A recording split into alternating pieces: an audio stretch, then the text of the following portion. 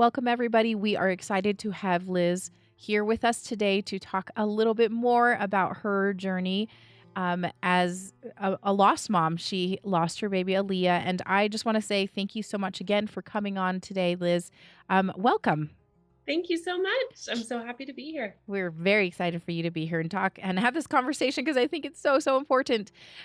So, Liz, can you, before we get started, can you tell us a little bit about who you are and then tell us a little bit about Aaliyah and kind of what happened to her? Absolutely. So I'm Liz, Aaliyah's mom. I delivered her on December 1st, 2020, after a very healthy and perfect, so I thought, pregnancy at about 32 weeks. She had a lot of hair, is what I always say about her. And for me, as her mom, I was a former educator, and now I've just kind of turned into a full blown stillbirth advocate. Which is so great. And that's why one of the reasons why I'm so excited to talk to you about this and about your advocacy. So, if you haven't had a chance, please go check out Liz's story of the birth, her pregnancy and her birth of Aaliyah and all of that. Because there's a lot of things along the way that I was like, just like just enough things that being in the healthcare field, you're just like, oh, what, I think this is the kind of one of the steps of grief is to find purpose in your daughter's life. I think having that kind of higher meaning. So after you came home from the hospital, you started to, how did that grief period look like, first of all? Like, how did those first few months look like? Because I don't know about you, but it was pretty rough for me.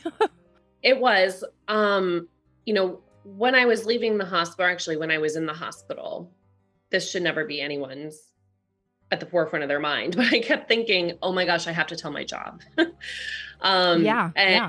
I, in those moments of grief, I'm like, oh my gosh, everything has changed. And so in telling my job, and I can get more into that about what happened after, but I don't think that my period of grief after Aaliyah looked the way it honestly should have looked, Mhm. because I had this issue with my job all of a sudden come into play that required me to be on it at all times and hyper focused on what was going on there, that it kind of derailed me from what I think most people experience as their immediate grieving period after a loss like this. If you can give us a little bit Yeah. more details, because at the time you're an educator at this time. You're an educator. It was in the middle of the COVID-19 pandemic, and so you were teaching remotely, virtually. Yes, if I'm not mistaken. And so what were the issues that were causing you to not have a chance to grieve, I guess? Yeah. So after finding out everything, my best work friend kind of told the people at work, and I was Mhm. assured that everything was going to work out. Just focus on that grief, right?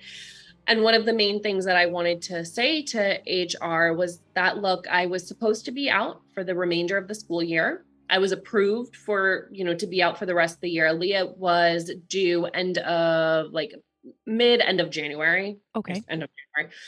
And so I was going to be out for the entire rest of the school year. gotcha.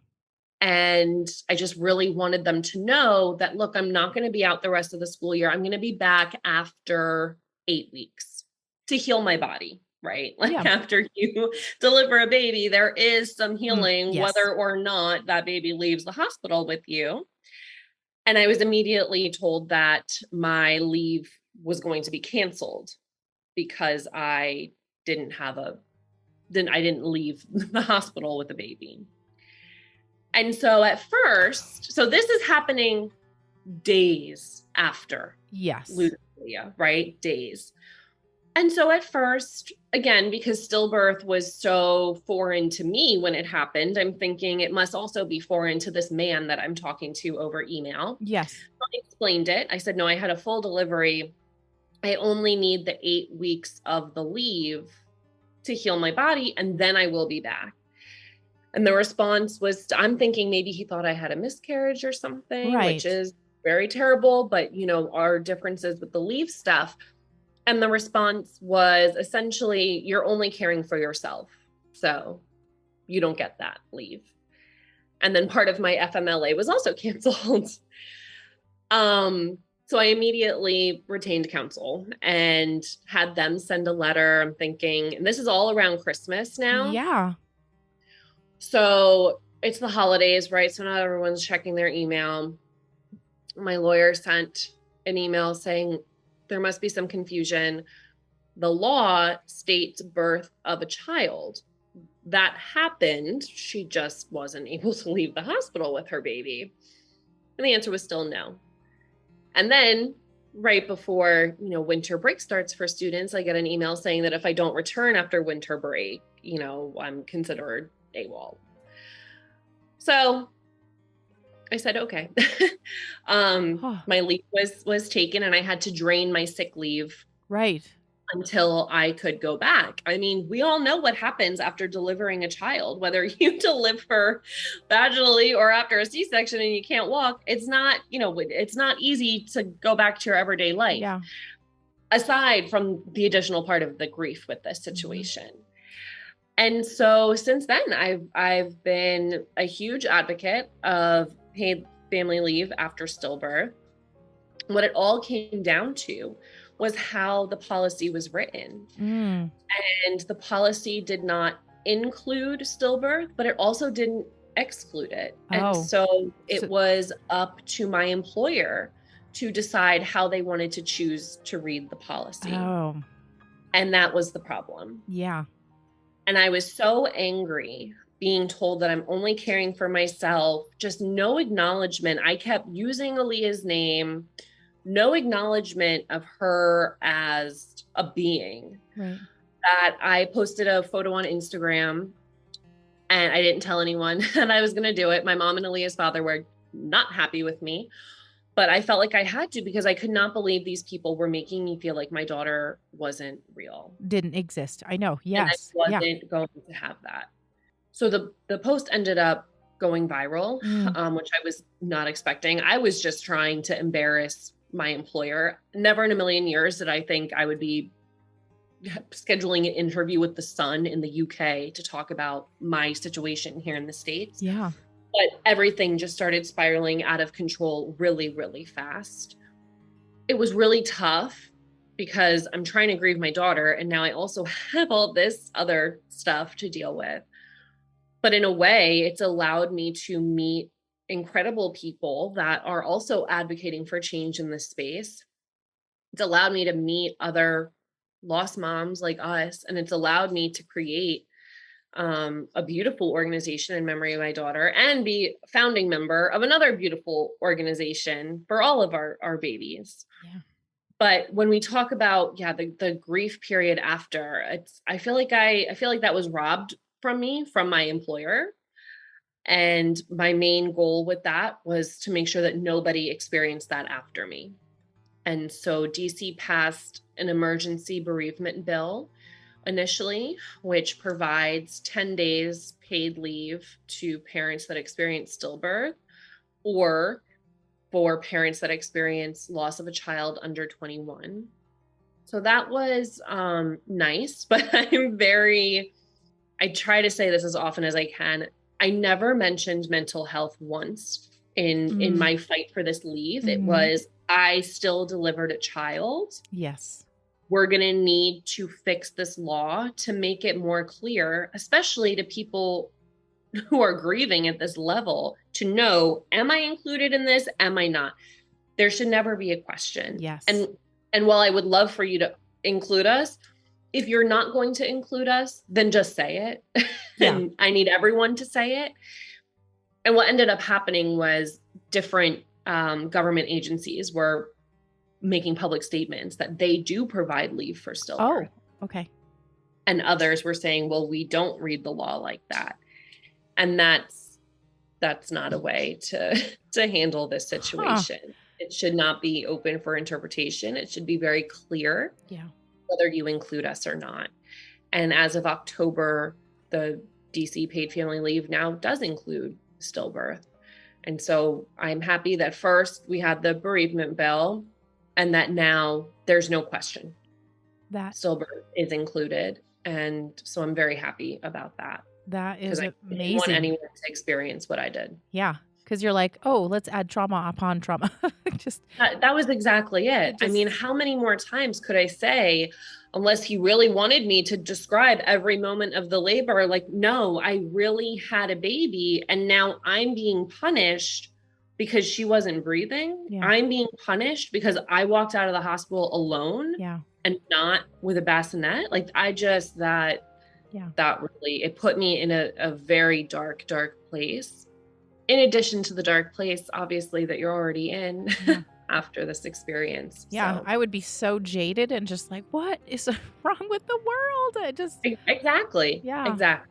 And it's not like everyone says don't read the comments, right? But I read every single comment on all the interviews that I did after. And some people think that you're just looking for a handout. Some people say just really cruel things, but really it just comes down to policies being written where you're including everybody. Yeah. And what a blessing to those that wrote that policy where our situation never even crossed their mind. Yeah. That's a Like blessing, right? yes.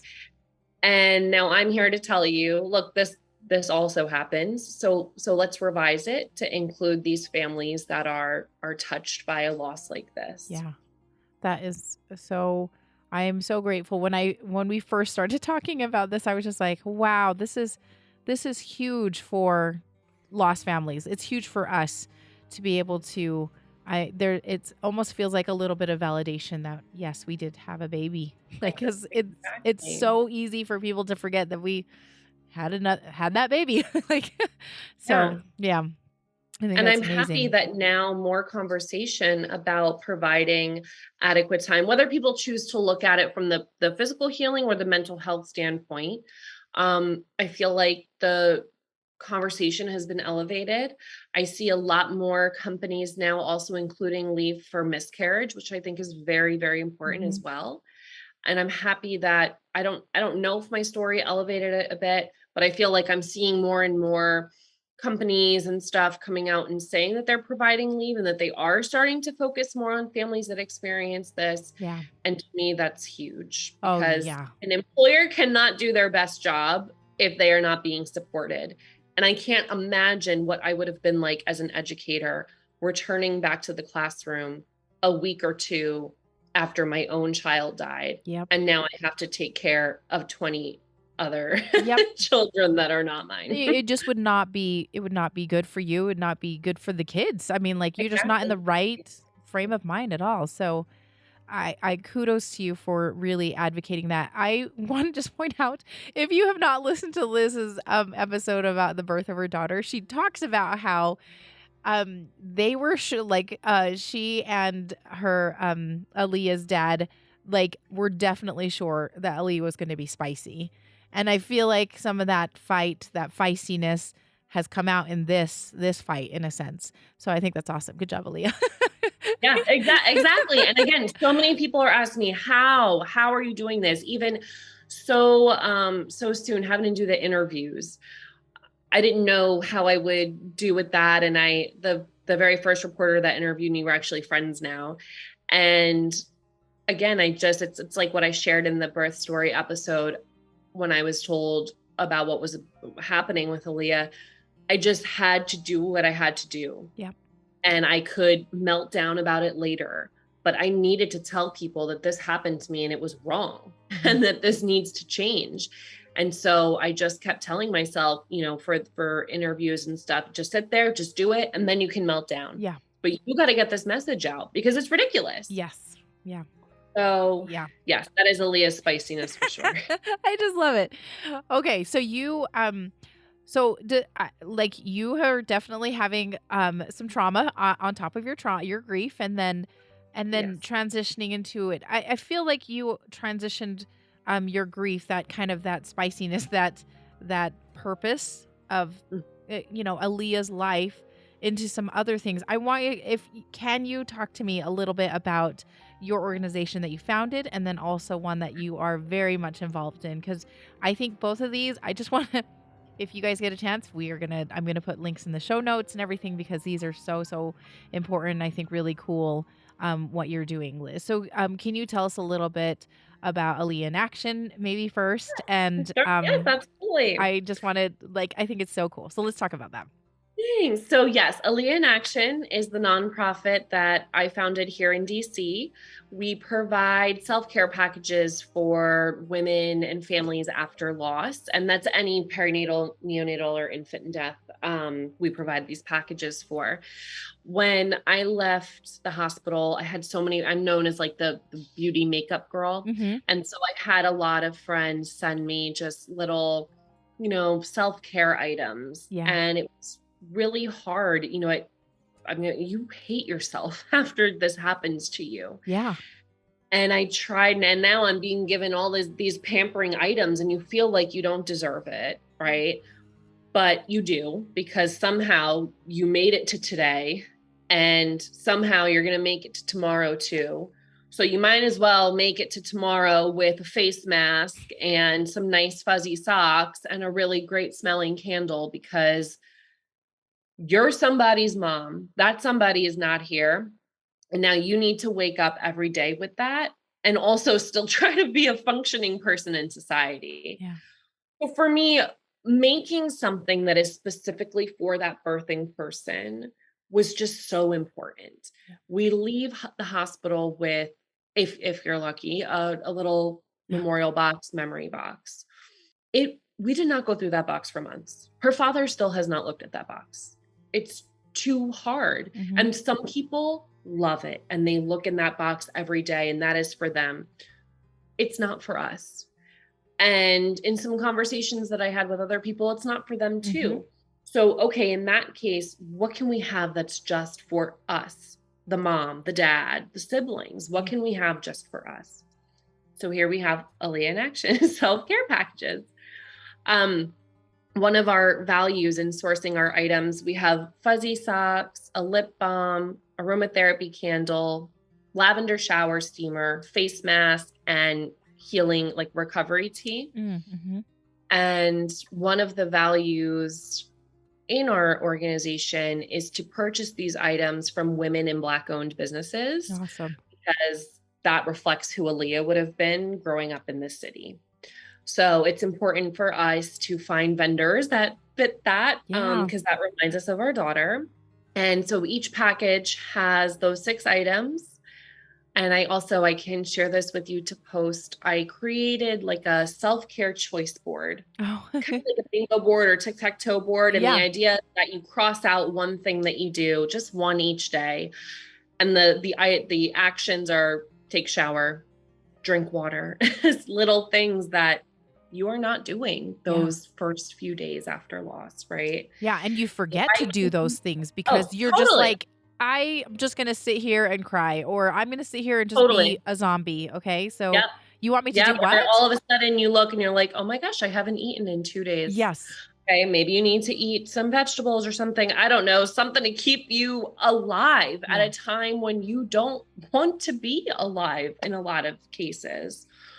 So that's also in the package. And then we also have books that are provided. So we have Still Here, which is by Allie Anderson. She's really great. That we give out for stillbirth and infant death. And then we also have a book written by Geronda Dockett, When the Mhm. Heartbeat Stops. She's actually a DC teacher. That book is geared more toward miscarriage. Mhm. We have Grieving Dads by Kelly Farley that we have on hand for fathers. And then also I'm Still a Big Sister by Brittany and Eliza Day. And Eliza helped write that after losing Aw. her twin siblings. Oh. And so it's called I'm Still a Big Sister, but it's applicable for everyone. They have Yes. all different types of families in that book for children. So we partner with hospitals, and the hospitals have the packages and then all these different books, and they kind of choose which books are most appropriate Which for the makes situation. sense. That's awesome. Yeah. So you're just taking care of all of those in that area. And one of the things that is so cool is that if you if you know somebody that like I just think of our box too that we walked out with, and you're like, this is what I get. It's like it really is so rough. And then just to think of there's somebody on the other side of this box that has gone through this, and wants to make sure that you're taken care of because you're not going to take care of yourself. You're not in the right mind to take care of yourself. And Right. so I just think it's so rad. I will definitely put a link in the show notes for this, but I just want to point out that if you want to donate so that your organization can basically create these boxes and get them to moms of loss and families of loss, then there is a spot to do that, and I think it's cool because it really is like you just don't feel worthy. You feel like your Yes. body's you feel like your body has failed you. You feel pretty crummy after you Yeah. lose a baby. So And in addition to the hospital partnerships, so we are actually almost up to 20 hospitals now. So we pretty much have the whole great. DC area That's amazing. provided for, and now we're expanding to Jersey, New York, Georgia. So I also welcome emails for anyone that Mm, has connections to hospitals. We are in a position where we can provide pretty much for any hospital that's interested in us. So please send me an email. I usually connect with the L&D nurses or social workers, but if you have a hospital connection, we want to be in there for families. that is so cool. I just think that is something that is needed. Like those little things that we did receive are really treasured for us, but some of those things are just not. Yeah.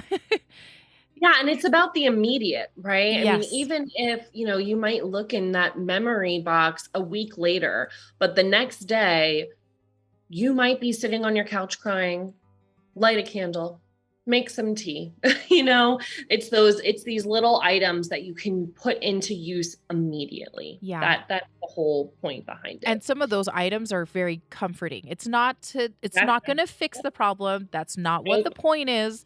It's Nope. not fixing a problem. Your baby's not coming back. And Yeah. so to have something that of comfort so you can sit Yep. and cry and grieve and Exactly. mourn. It's nice to have like you said, something comfortable and Yeah, and our cozy. tagline is a gentle hug from someone who knows the pain. So I'm not saying, "Hey, this will make you feel better." No, it's me giving you a hug saying, "I know how terrible this is. Yep. I know what you're feeling, the thoughts that you might be having, and here are just some things that made me feel some of those feelings a little bit less, and I hope that that also works for you." Yeah. That's so cool. Okay, so Liz, and then tell me the other portion that you are this other Yeah, organization that you are yeah. involved in, because I have actually many lost moms friends that are in helping also, and so tell us a little bit more about Push. Yes. So I like to say that I wear two hats. My reactive hat for when loss has already happened is with Aaliyah in Action. I hope that one day I need to completely change the mission of Aaliyah in Action because of the work that Push Pregnancy is doing. So I am the co-director of communications for Push for Empowered Pregnancy. We are a stillbirth prevention nonprofit. We are nationwide. We have, people are involved everywhere in this country, which is great. And I got started with Push before Push even had a name. The executive director, Sam, sent me an email. She found my email address somewhere, Mm-hmm. and she had seen my stuff in the news Yeah. and basically reached out and said, "I know this is so early for you, but this is a group of moms that have experienced this, and we're trying to prevent stillbirth. Whenever you're ready, we would love to have someone like you on our team." Yeah. And I read it like right here on this couch, and I was like, well, what else am I doing? I hadn't like fleshed out my idea for Aaliyah in Action yet. So Push actually came before Aaliyah in Yeah. Action. But I was sitting here and I was like, it's not like I have a screaming baby to attend to. So maybe I can, join this and start mothering her. My whole struggle was I had prepared so much to be a mom, Yeah. was reading everything, bought everything. And now I was like, where does all this mothering go? And so when Sam introduced me to this group of extremely powerful women and men, I said, "Sure, what can I do?" Yeah. So I started to get to know everybody, and it was just so, this is going to be weird to say. It was so strange and cool to read these stories that were all equally as terrible as mine, but also to just see how similar they were Yep. to it was just so similar. Some of them I felt like I was reading my own Mm-hmm. story. And strange in that, again, when I was told that Aaliyah didn't have a heartbeat, my first response was, I thought this only happened in the 1800s. And now I'm meeting all these people that have also experienced it recently too, some not so recent and others very recent. And so it just immediately felt like a family that I wanted to be a part of. And so since then, we have been working so hard to just tell the world, tell this country that stillbirth still exists. And not only does it exist, it's happening to about 23,000 babies a year, Mm-hmm. which is insane. Yeah. I didn't even know stillbirth still happened. Yeah. Most expecting people do not know that stillbirth still happens. Yep. I understand that it can be a scary thing to think about when you're pregnant, but I like to be armed with information Yep. that could keep me safe, my children safe. I wasn't armed with that information the way I know I should have been. Yeah. And so I want to change that. And in my birth story episode, I talked about how, I was only told when good things are happening that everything is fine. Oh, if this is happening, it's great. This is happening, it's great. Why wasn't I educated more on kick counting? Yes. Yes. I was told, oh, as long as you feel her moving, it's fine. Okay, great. Was I told about patterns of movements? Absolutely not. Was I told about the Count the Kicks app? No, I was not. Was I told about, the fact that if she's, being a track star gymnast, that might not be a good thing? Yes, No, exactly. I was not. Yes. Which is exactly what was happening. And I had no idea that meant that something was wrong. Yep. And especially with Count the Kicks, an established organization like that has had this app. I mean, every single person needs to know about that, no Yep. matter how healthy you are in your pregnancy, because a lot of our stillbirths happened with textbook pregnancies that didn't end so textbook. So we're trying to work with medical professionals, policymakers, and just, really trying to sound the alarm that this is a silent epidemic. And what are we going to do about it? Yeah. And so you guys are going for you're trying to work with policy also within each state and trying to spread that from there because like hospital, like there's always so much administration stuff, right? So I think Yeah, it's cool that you guys are kind of going through, like, let's look at the bigger picture here and see if we can get more awareness and get it on people's radars because it is definitely was not on my radar. It's not on so many people's radars. exactly. And also a lot of it is, what is the response for pregnancy after loss? Mm-hmm. So our biggest initiative so far that we've accomplished is opening a rainbow clinic at Mount Sinai in Manhattan. And so this is the program that's being used in the UK that has proved to lower rates of preventable stillbirth. And we finally have that here in the United States. It took way longer than it should have, but PUSH has been able to bring that exact model here. And now it's at Mount Sinai. So that means that those providers and those doctors have had special training to help families after loss. Wow. If you want an extra test done, the mental health component to this, Yeah. it's all encompassing, and it's a huge step forward in making sure families are healthier, but also just appropriately responding to To the loss. loss. Mm-hmm. Exactly. And our hope is that this model of a rainbow clinic is not only applied to what happens after a loss, it should be applied to prevent one from even happening. Exactly. Yeah. So, and I also want to say, I know that not every loss is preventable. And so I'm not out here thinking that exactly 23,000 lives will be saved. But speaking from my own experience with Aaliyah, her life could have been saved. Yeah. Some more things been done. Yeah, I was going to say, since you mentioned even specifically in your birth episode that you remembered her being kind of crazy during Thanksgiving and And Yeah. I like, as I have talked to so many people, you're like, "Oh, that's a sign that something is not normal, likely Right. not normal." So I think that's awesome. So tell me, you guys have an event coming up, I think, and I would love to talk about this because I think this is an invitation to anybody who may be listening. Yeah. If you have a lost parent in your life, or if you are yourself a lost parent, I think this would be a great way to show up for your baby. So tell us a little Yeah. bit about it. Absolutely. So I want everyone to open up their iCal, take out their agenda, and mark down October 15th as the big push. We are not playing around with sounding these alarms. And so on Pregnancy and Infant Loss Awareness Day, we are trying to have as many lost families, advocates, community members, friends, and family that we can get to show up to stop preventable stillbirth. Yes. We are having our main event in Washington, D.C. However, we are having satellite locations through the country.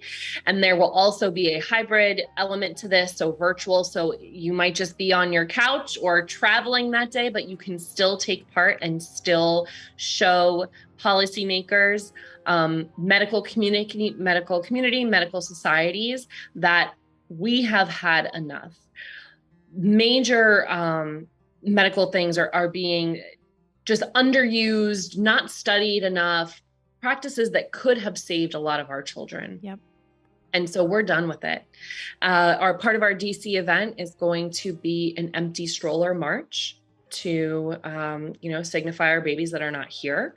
And so we encourage people all throughout the country to have an empty stroller march of your own to represent your child.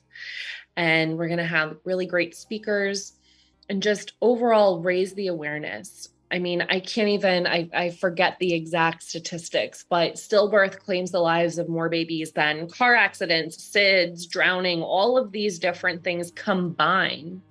And yet we still don't know about it. Yeah. We That don't talk drives about it. me just really, oh gosh, I could go on and on. But October 15th, the big push to end preventable stillbirth with push pregnancy.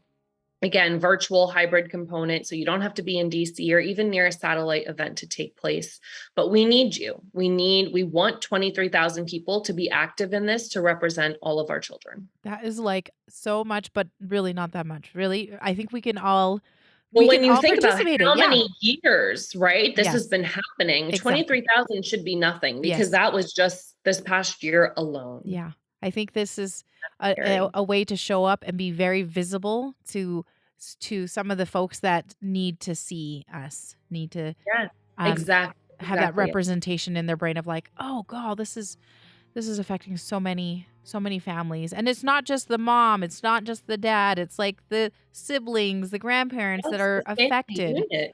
Yeah. Yes, friends. Absolutely. So, Absolutely. And we need everyone on board, not just you. We need your friends, your family, your doctors, yeah. everybody. And I know, so Liz, tell me what time it's going to be happening in DC time. So that would be Yep. Eastern time on Yep. October 15th, just because I know that there's a lot of times, because it is Pregnancy and Infant Loss Yeah. Awareness Day, Yeah. that a lot of people have a walk of remembrance. So I just want to make sure that maybe there's a possibility that they can participate in both of their events, however Yep. that looks. Absolutely. So our event will be from 12 to 4. Okay. And so they're kind of thinking if there's a walk or a 5K happening, that usually happens in the morning. Yeah. And we have more, candlelight vigils and stuff in the evening. So we're kind of claiming that The afternoon afternoon. 12 Great. spot. Okay. We have over 30 partner organizations signed on that are also promoting this and taking part. So it's really a group effort in the maternal infant health space. That's amazing.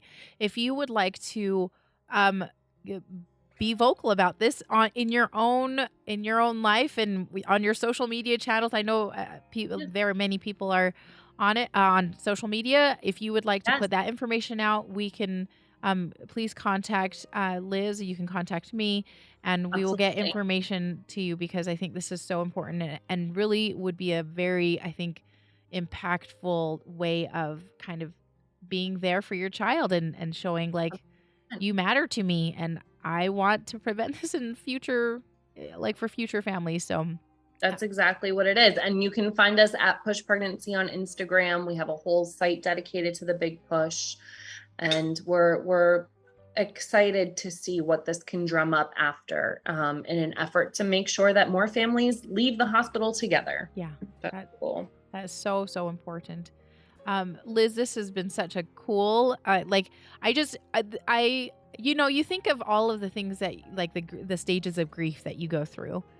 Mhm. And one of the they say the later stages of grief is to kind of find purpose or meaning for the lost one's life. The person that you've lost, their life has purpose. And so, I mean, that's why we started this podcast. And I think of all Yeah. the stuff that you have done to be active, to basically embrace activism in regards to your daughter. And so, what a really neat way to celebrate her life in all the spicy ways you're doing it, all the feisty ways Exactly. that you're doing it on her behalf. Oh my gosh, exactly. And yes, no, that it is her spicy personality. And I'm happy that she's allowed me to be strong enough to do it. Yeah. Some days I'm not strong and I don't do it. And then other days I'm ready to fight. Yeah. So Amazing. Liz, thank you so, so much for your thank time today. you. I have really appreciated getting to know you and chatting with you today. So thank you for your time. Thank you so much for having me on. I really appreciate it. For sure.